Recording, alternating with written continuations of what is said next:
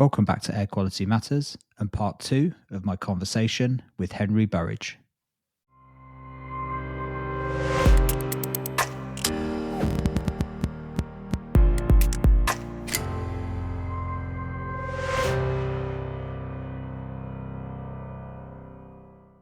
Out of interest, what are the monitors that you're using in SAMI recording? What are the indoor air quality parameters that are being recorded?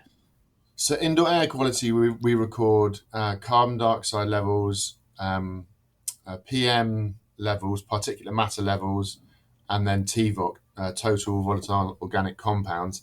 And then in terms of sort of environmental factors, we also record temperature and humidity. We haven't really talked about particulate matter. That increasingly is going up the scale of interest in all sorts of environments. Are you seeing some interesting data from a particulate matter perspective in classrooms? I think the answer is yes. Scientifically, we're at the early stages of data gathering, really. But we're already able to see interesting things. For example, we've just written a short sort of technical report to provide some information to schools based on what we're able to see, because they obviously see the data from their one monitor. They don't get to see the data from all the other monitors.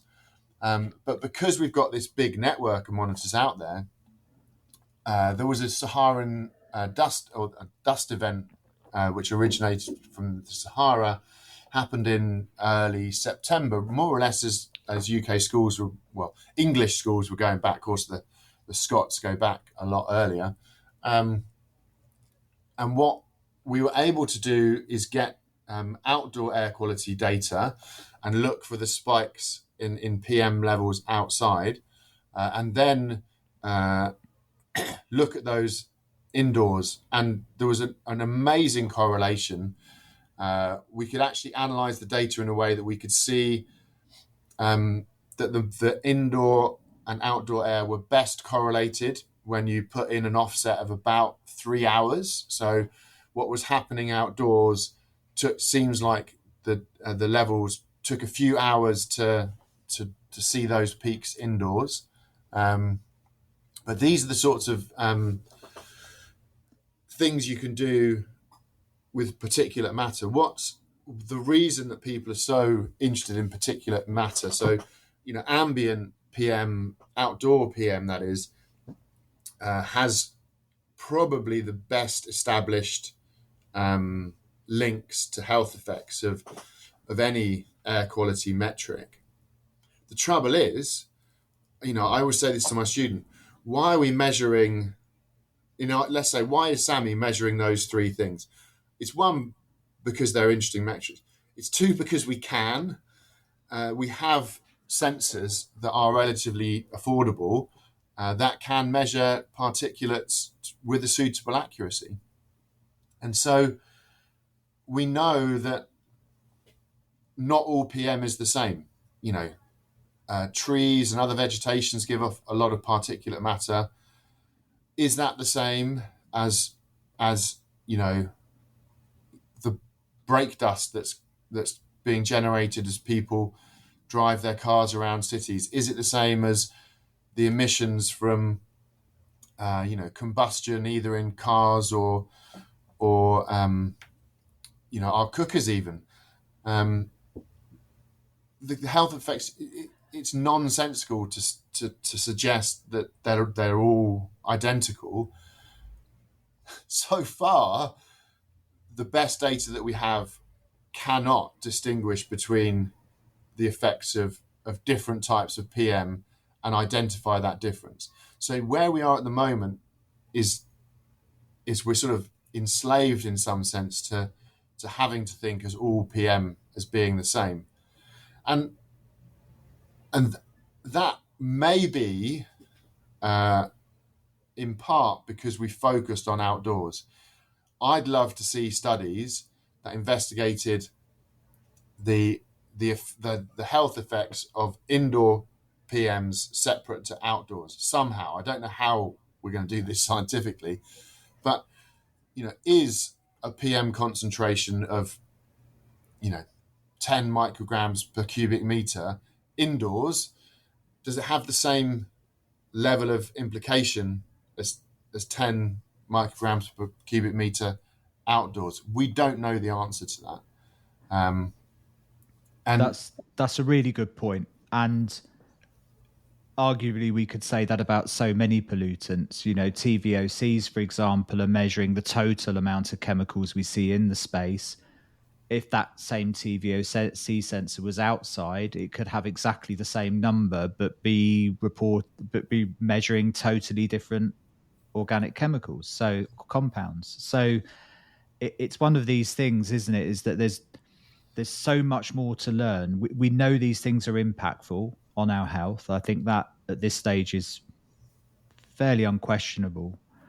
The key is understanding why and breaking that apart. And I think you said something to me the last time we spoke, which I took away with me, which was describing PMs is a bit like describing animals, as a PM being a canine, where in fact a PM is really all mammals.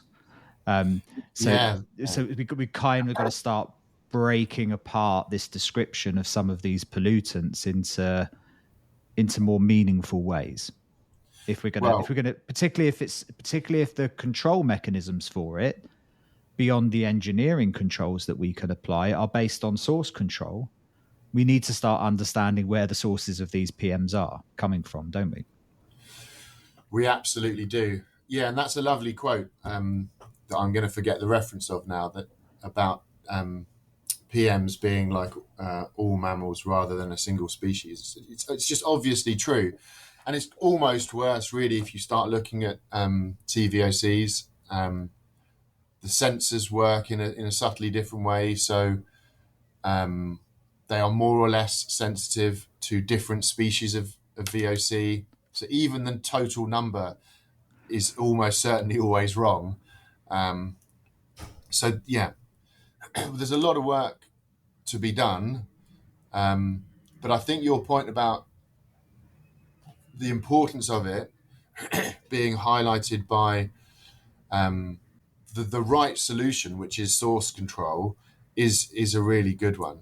And it's a really strong motivation, I think, to do these sorts of investigations, to evidence what within the PM and what, if anything, within the TVOCs we're measuring is really harming our health.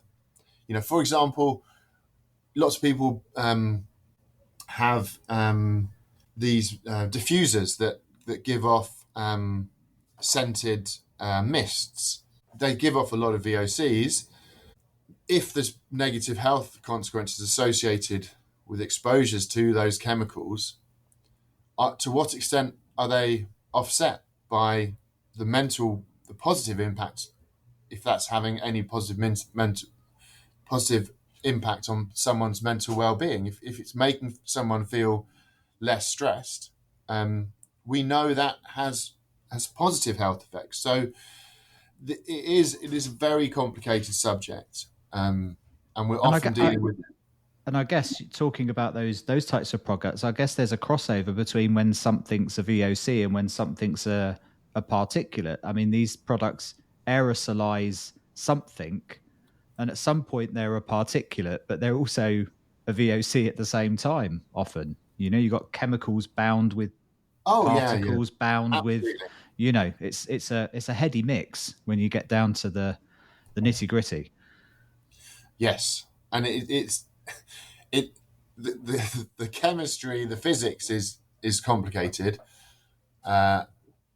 and then it's utterly heterogeneous. What you choose to do in your home, your office, your school, if you had one, is going to be completely different to what I do in mine, and this is where it's this wonderful melting pot of human behavior, having sometimes unintended consequences, and I think it gets most serious when one person is making a choice that's actually affecting others. Like, we would not accept someone smoking in the same room as us.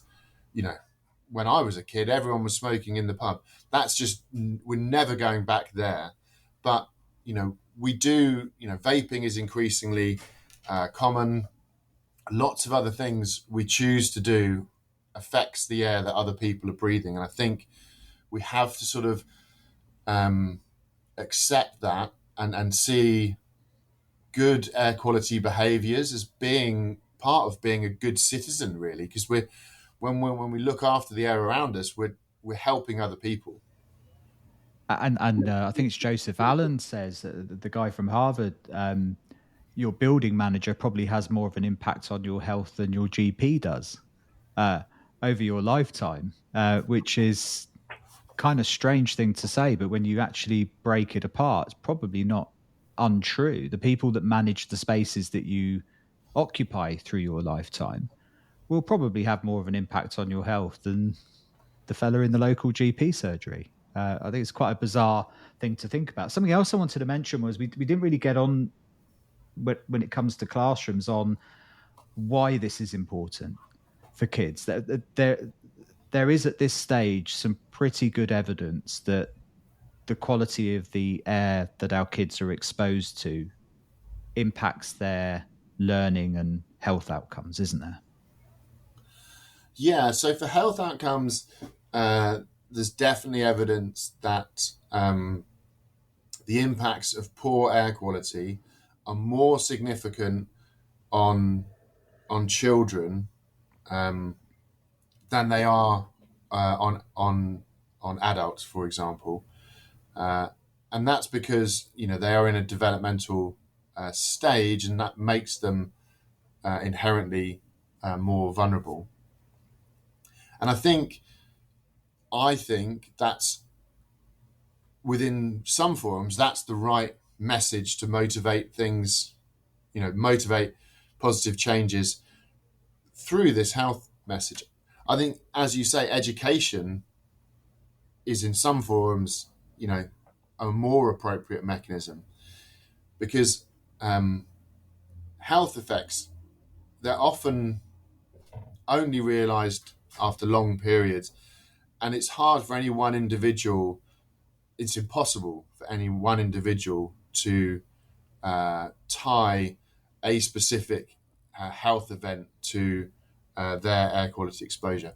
It's actually not impossible, is it?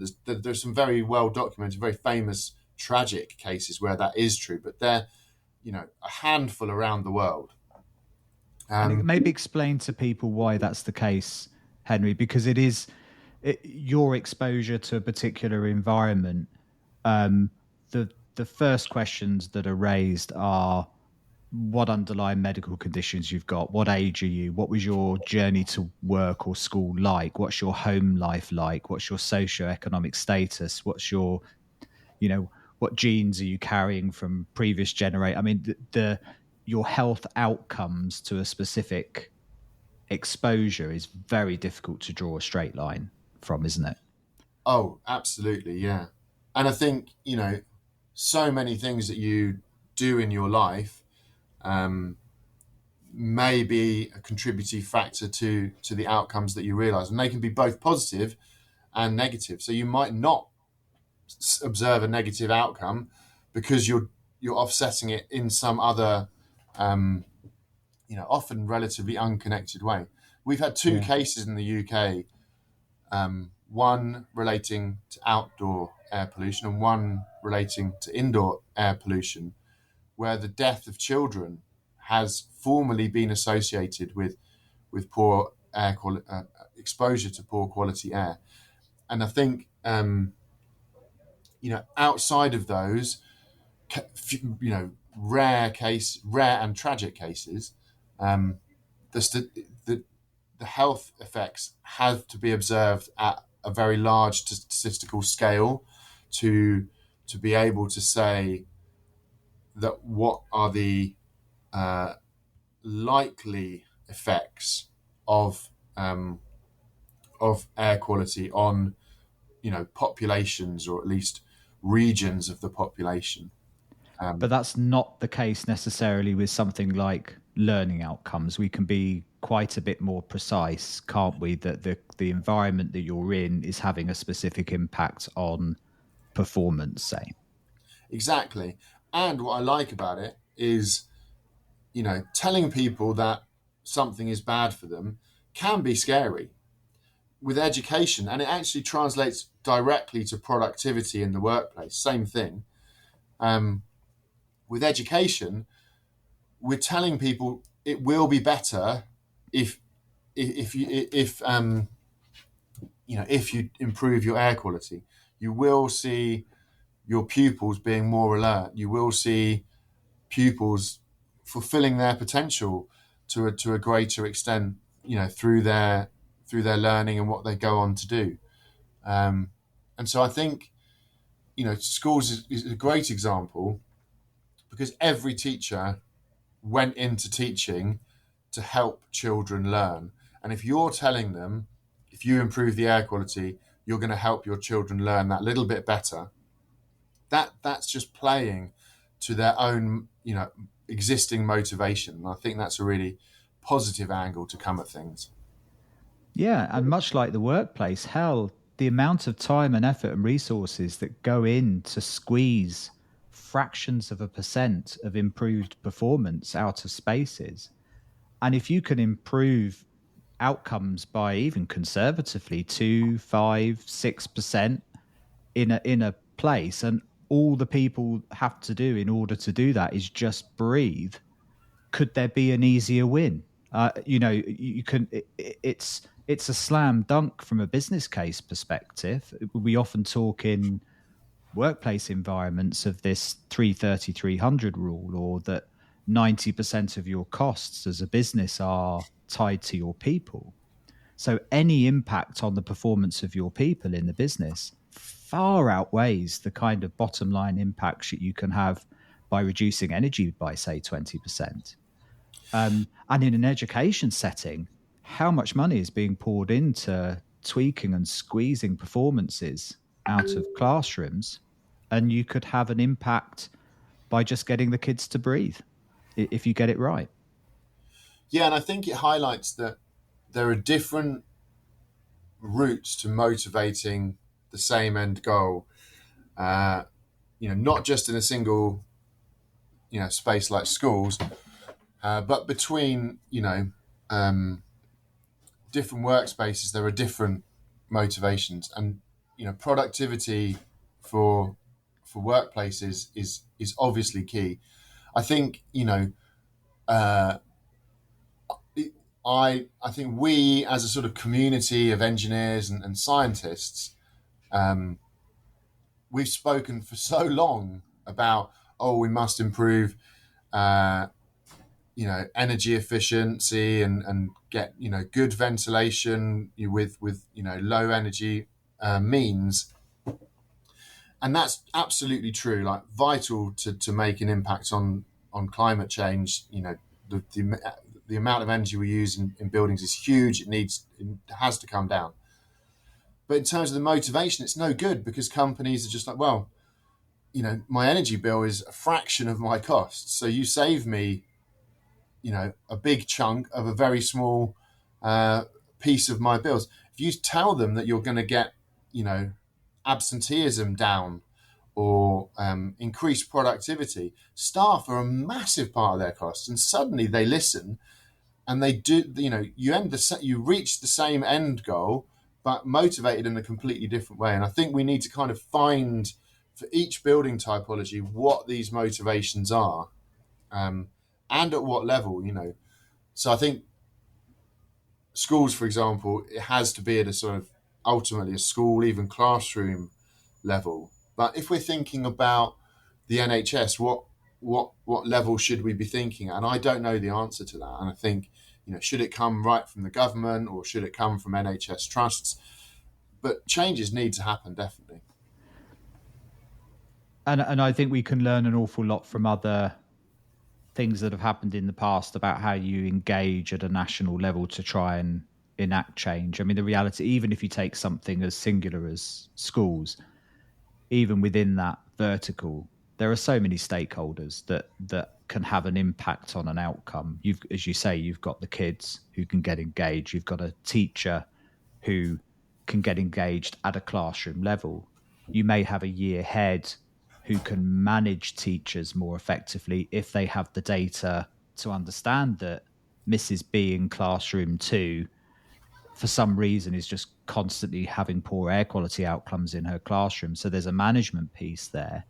You then have a head of school level management stakeholder to get buy-in from everybody, and boards of management and governors and so on that then have to fund and invest it, and all the way up to state and government level investment in the sector. So even something as vertical as education has an enormous number of stakeholders that actually need to be engaged to get a good outcome, and each of them will need slightly different presentation of that data and risk to understand how it fits within their worldview. So it's enormously complicated. What I wanted to do, Henry, if possible, is just bring it back to you for a bit. I'm fascinated to know how you ended up in the Faculty of Engineering and lecturing in fluid dynamics, because I think you have an unusual journey, perhaps, to where you've ended up. And as an aside for people, maybe an explanation of the link between fluid dynamics and ventilation, because it doesn't, in plain English, doesn't seem to make much sense. But I think once explained, it's quite an interesting perspective. Yeah, so fluid dynamics is just about how liquids and gases move. And the key thing about liquids and gases, which is different to solids, is that they have an ability to more easily deform when you try and move them around. And so, fluid dynamics cuts across all sorts of industrial and environmental processes, and of course, when we're thinking about cities and air quality, we're thinking about air quality moving around our city. That's just the physics that moves it. We call that fluid dynamics, and that's exactly true when we come inside our buildings too. So you get some fascinating airflows in buildings that we're always learning more about, and they actually play in understanding these kind of physics is important for air quality. You can get very easily have a lot of air passing through a space, but if the corner that you're sitting in doesn't feel the effects of that air passing through the space, effectively the space you're in is very poorly ventilated, even though the room as a whole might be well ventilated. So you get these kind of dead zones, recirculating zones forming in spaces. So we do need, at a very detailed level to keep understanding these better. So it's a very broad area of learning then, fluid dynamics. To the layperson, I don't know what you imagine or what I imagine when I think of fluid dynamics, but I think of people sat doing CFD modeling and looking at air movement in space and stuff. But I guess it's an incredibly broad subject when you actually start breaking it apart. Oh, Simon, my advice to you is get 2 pint glasses, fill one with, salty water, 5-10% of the glass salty water, salt, and then add water, mix it up, put it in a bottle, shake it.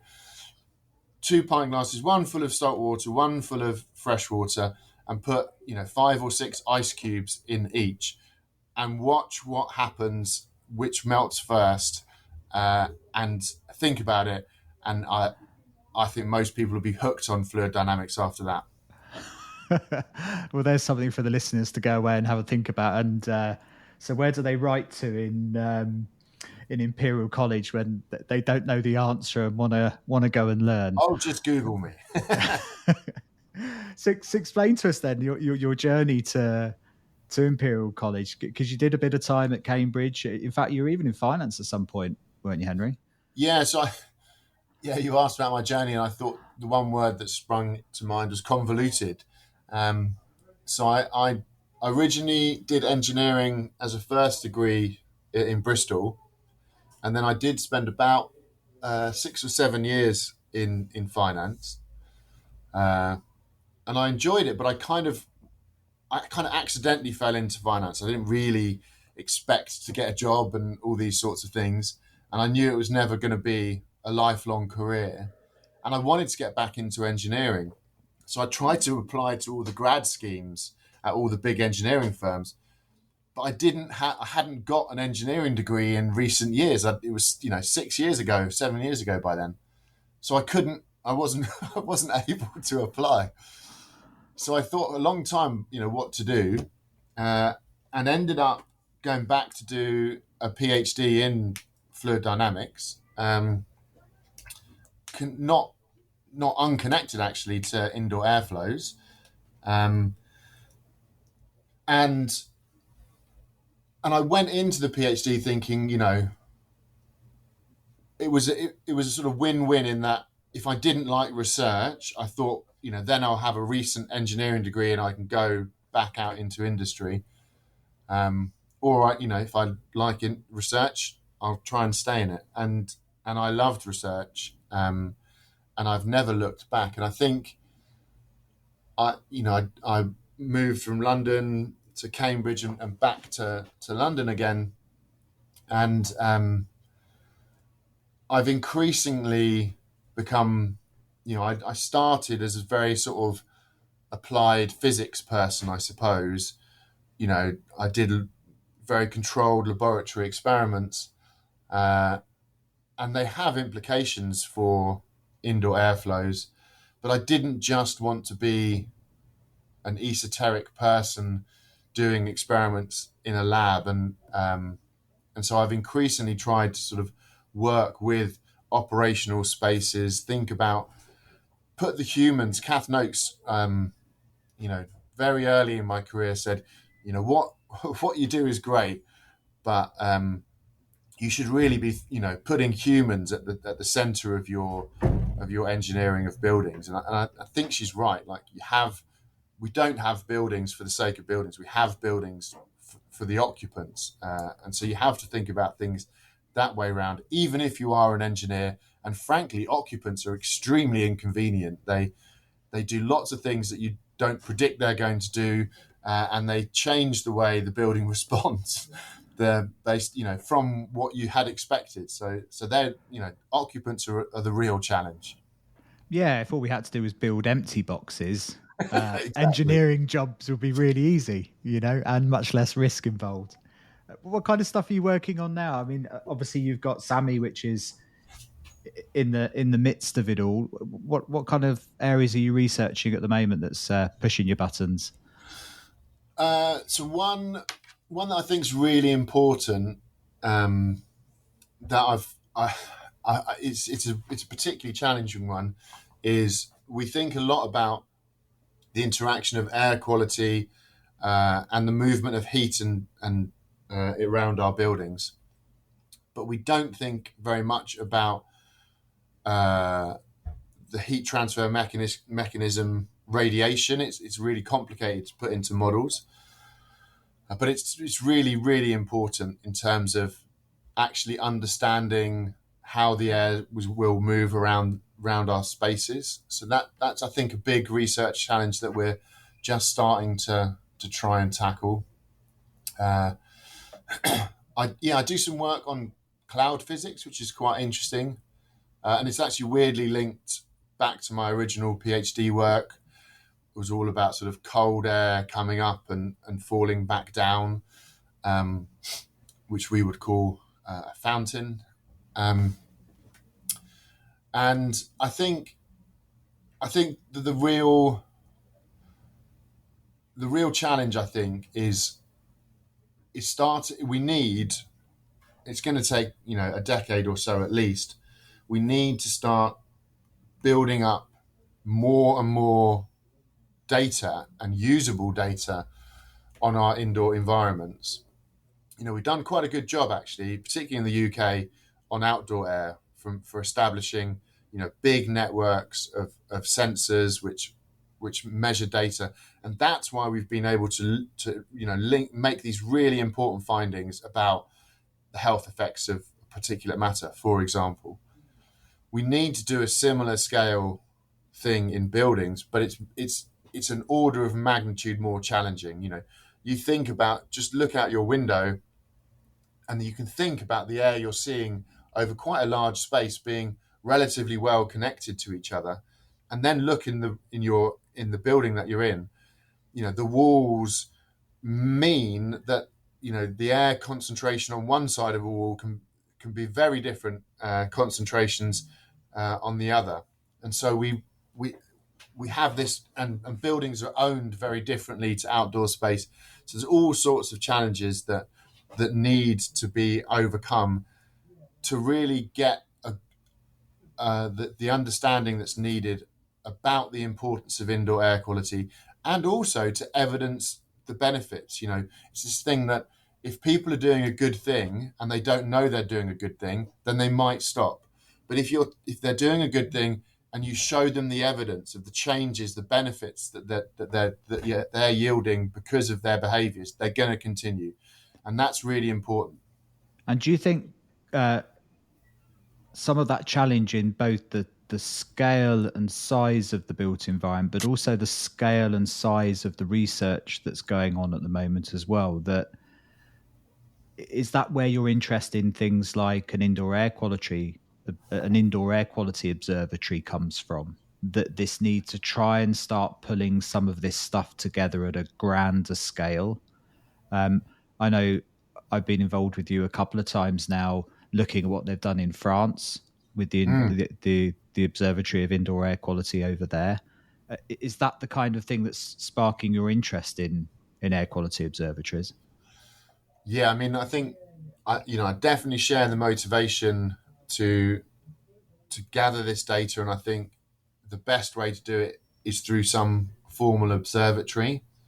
I think the French observatory was set up over 20 years ago, and I think the methods that are available to us now in terms of low-cost sensing and cloud storage of data, they are revolutionary compared to 20 years ago. So the methods are should be quite different.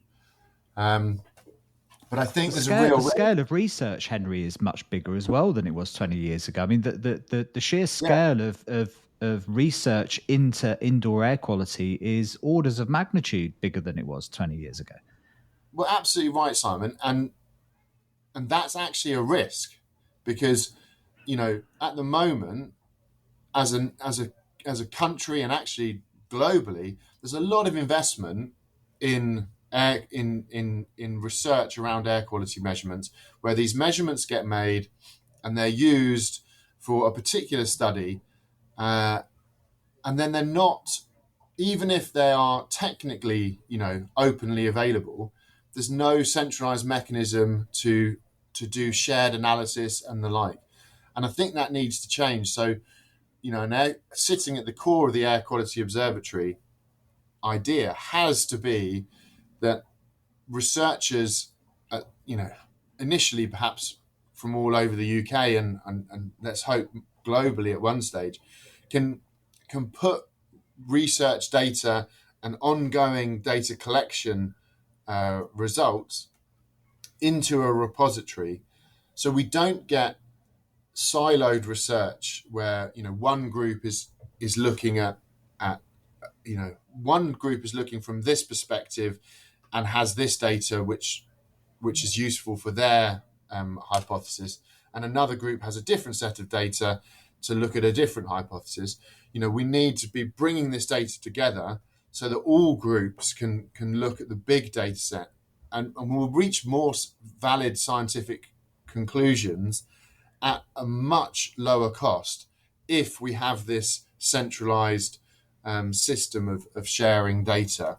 But it's really challenging because context is key, right? I mean, we can all chuck time series data of concentrations in cloud storage and access it, but it's meaningless unless we know where the monitor was, something about the space it was in, how that space was being used ideally. These are real big challenges, but they're the sorts of challenges that I think we're at the right stage to really start tackling them. And I think it's difficult because it doesn't, these sorts of ideas do not fit into a typical funding mechanism for research in the UK. So I think the challenge is really getting things started and finding that money to support such an endeavour for a period that we can realise benefit from. And once we're realising benefit, then I think it will be much more self-sustaining. And I don't know if it's already too late, but the importance to get something like this done early is that it's not just academia that is recording environmental data at scale now. Industry is doing the same thing. I was talking to Tyler Smith, who's the vice president of Johnson Controls Healthy Buildings there a couple of weeks ago on the podcast. And the scale of data that a company like even Johnson Controls is capturing is such a missed opportunity if it's not coordinated in a way with other sets of data and bringing all of this understanding together, because we don't really even understand the boundary conditions of usefulness of this data because we're not seeing the true scale of it. It's hard to know how much context we need when we're not seeing the full scale of the big data that's available. I mean, just as a simple example, even Johnson Controls internally as an organization is managing 100,000 staff across 2,000 buildings across 6 continents. The scale of data collection, even within their own buildings, would blow most academic studies out the water. So there's enormous opportunity here with something like an observatory to pull as much of this stuff together as early as we can. Otherwise, the risk potentially is we lose control of it altogether, that it moves completely outside of academic rigor, and we end up with all sorts of different ways of collecting data that makes it much more difficult to pull in a later stage. So I think it's a fascinating idea, the observatory. Have you any sense of how that might progress, what a next step might look like for an observatory in the UK? I mean, I have ideas, and I'm trying to have conversations with the right sorts of people. I think, it's got to come at some level from government. I would have thought at least some of the money needs to come from research councils, but then there's lots of, basically every government agency is affected by these things. So I think it either needs to come very centrally or from sort of all government channels. But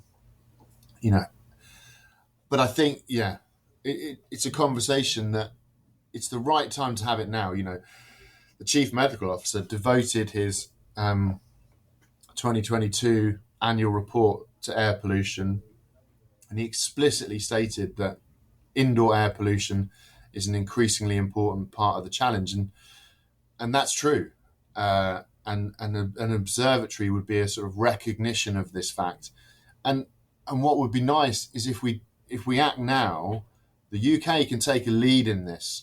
We don't, we can show other countries, how a modern indoor air quality observatory should be, and I expect that, over the coming years, we wouldn't be the only one. I think there's so much interest around the world.